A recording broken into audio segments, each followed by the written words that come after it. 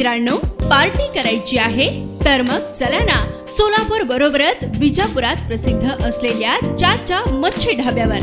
चाचा मच्छी ढाबा, विजापूर रोड, टाकळी, सोलापूर। संपर्क 9765066495।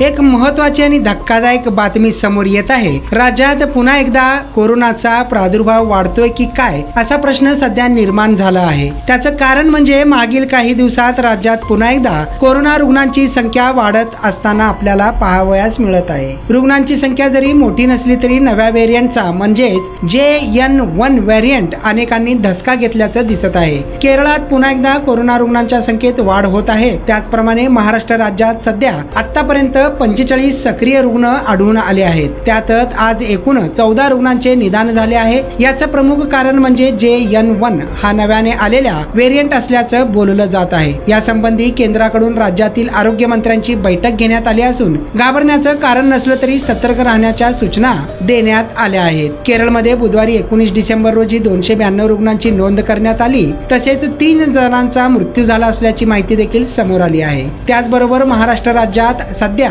45 सक्रिय रुग्ण आहेत। त्याच पार्श्वभूमीवर केंद्र सरकारच्या आरोग्य मंत्रालयाकडून घेण्यात आलेल्या बैठकीत राज्यांना सतर्क राहण्याच्या सूचना दिल्या आहेत। कोरोनाचा नवा JN1 व्हेरियंट घातक जरी नसला तरी काळजी घेण्याचं आवाहन डॉक्टरांकडून करण्यात आलंय। कर्नाटकात 60 वर्षांवरील ज्येष्ठांना मास्क लावण्याचा सल्ला देखील देण्यात आला आहे। गेल्या काही वर्षांपासून जगाची झोप उडवणाऱ्या कोरोना व्हायरसनं पुन्हा एकदा धाकधूक वाढवली आहे। कोरोना व्हायरस आणि कोरोनाच्या संसर्गाबाबत पुन्हा एकदा सतर्कतेची परिस्थिती निर्माण झाली आहे। कोविडचा नवा सब व्हेरियंट भारतात आल्याचं समोर आलं आहे। कोविड-19चा सब व्हेरियंट म्हणजेच JN1 पहिलं प्रकरण केरळमध्ये आढळून आलं आहे। JN1 व्हेरियंटचे पहिले प्रकरण समोर आल्याने केंद्राने राज्य आणि केंद्रशासित प्रदेशांना देखरेख ठेवण्यास सांगितले आहेत। इम्रान सगरी, लोकप्रधान न्यूज, सोलापूर।